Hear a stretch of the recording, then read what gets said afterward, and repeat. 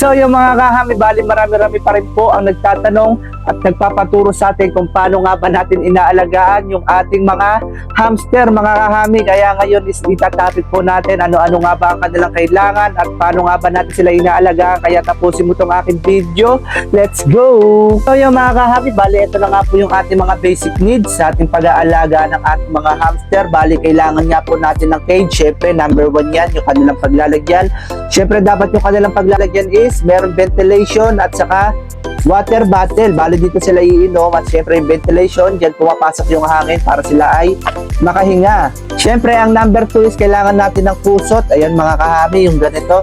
Kasi ito po yung mag-a-absorb ng kanilang ihi. Kumbaga dyan mapupunta yung kanilang ihi, matutuyo. Syempre, ang pinaka-importante yung ating pagkain. Syempre, meron tayo dito ang highly recommended na pagkain para sa ating mga alagang hamster. Pwede to sa Yerbil at Rat, ang Anlipaps Food Mix by Hamid Dwarf. Bali, ilalagay ko sa comment section kung ano-ano nga bang benepisyo ang matatanggap ng inyong mga alagang hamster pag ito ang iyong pinakain. Ayan, mga kahami. Bali, ayan nga lang po yung ating mga basic needs. Kulungan, pusot at pagkain. At syempre hindi nga mawawala yung ating hamster. Bali paano nga ba natin sila pinapakain mga kahami? Bali dito is meron tayong dalawang klaseng hamster. Andito po yung ating Syrian hamster at andito po yung ating mga dwarf hamster mga kahami. Bali ang ating ginagamit sa kanila na pagkain mga kahami, syempre yung ating gawa na pagkain, itong ating Anlipaps Food Mix by Hamid Dwarf. Ayan mga kahami. Bali ito pag bumili po kayo nito is may kasama na po itong scooper sa loob.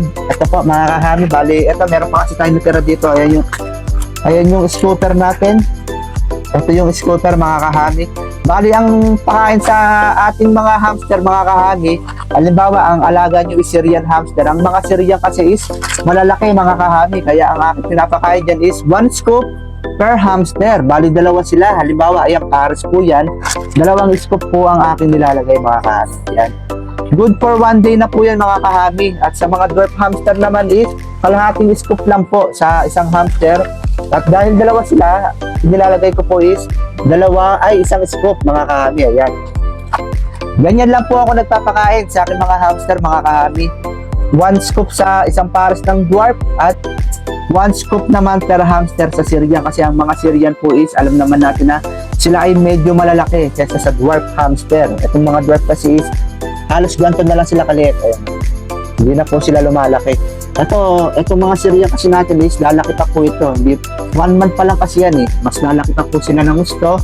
Bali, ganyan nga lang po tayo nagpapakain. Siyempre, araw-araw check natin yung tubig nila.